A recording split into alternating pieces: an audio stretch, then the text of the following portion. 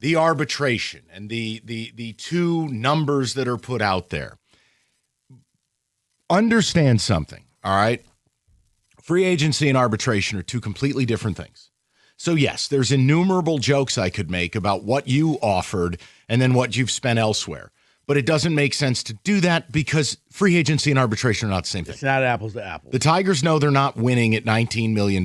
That's what you offered the best pitcher in baseball, back-to-back Cy Young. Well, context is everything. $19 million is the most ever offered. Well, what did Scott Boras present to the table?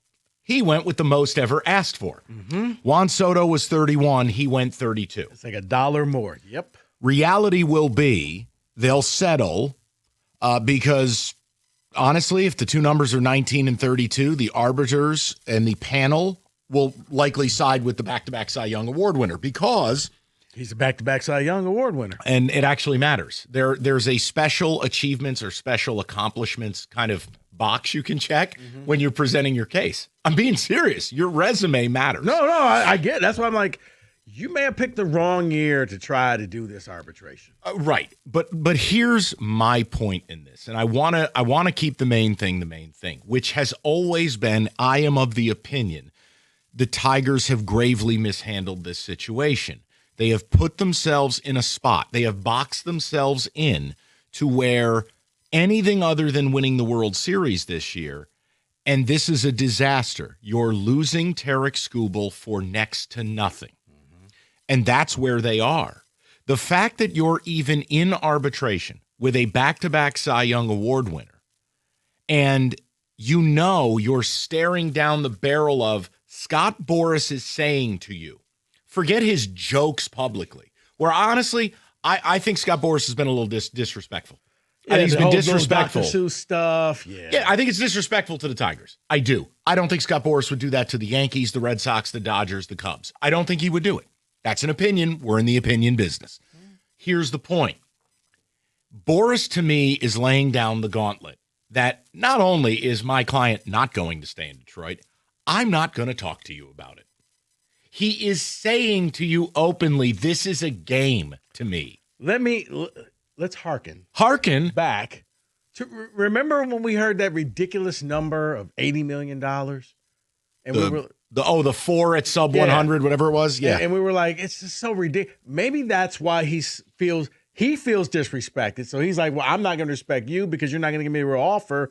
You start to wonder now, was that real? Like, maybe. I don't know. You're right to wonder. You're right to hearken. Thank you. But here's where we end up at. Because I think if you focus on the two numbers, you're missing the plot. You're missing the big thing here. This guy, what? He ain't coming back. No, he ain't coming back. I don't think you have any either A, ability to get him back, or B, willingness to get him back, because Boras is telling you, to me, by asking for $32 million at that arbitration, I want my client in a different market, and I'm getting him out of here. And I am going to mock you until the day you get rid of him. The problem I have always had in this is there was an A or a B. There was never a choice C. Remember Scantron? Mm-hmm. When you would have a test? Yeah. Kenny, you'd have to Google Scantron. I'm just making a point. I know what a Scantron is. A or B. Right. A or B. You couldn't fill out the C bubble. The Tigers have filled out the C bubble. A was sign him. B was trade him. They've gone choice C. And I don't know a baseball conversation that could take place that is anything other than what I've presented. You are boxed in. If you don't win the World Series, you lost the best pitcher in the game for free. Please do not talk about a comp pick. Nobody cares. For free. Rico, we talked about going into winter meetings. If you couldn't find a pathway to signing him that was, even if you felt, oh, God, this is super scary, but we can do it. If you couldn't find a way to get him and you made a great offer and they still said no, which we have no evidence of. Correct. We have had no reporting Tigers got rejected. We haven't had it. Then you had to trade him. There's no alternative because otherwise, what does it serve? You know, betting odds are certainly not gospel. Things happen. Ole Miss is in the playoff, or they were last night. But the Tigers are not one of the 2 or 3 favorites in the AL. The last time I checked, they were like the 7th best odds in the AL to win the AL.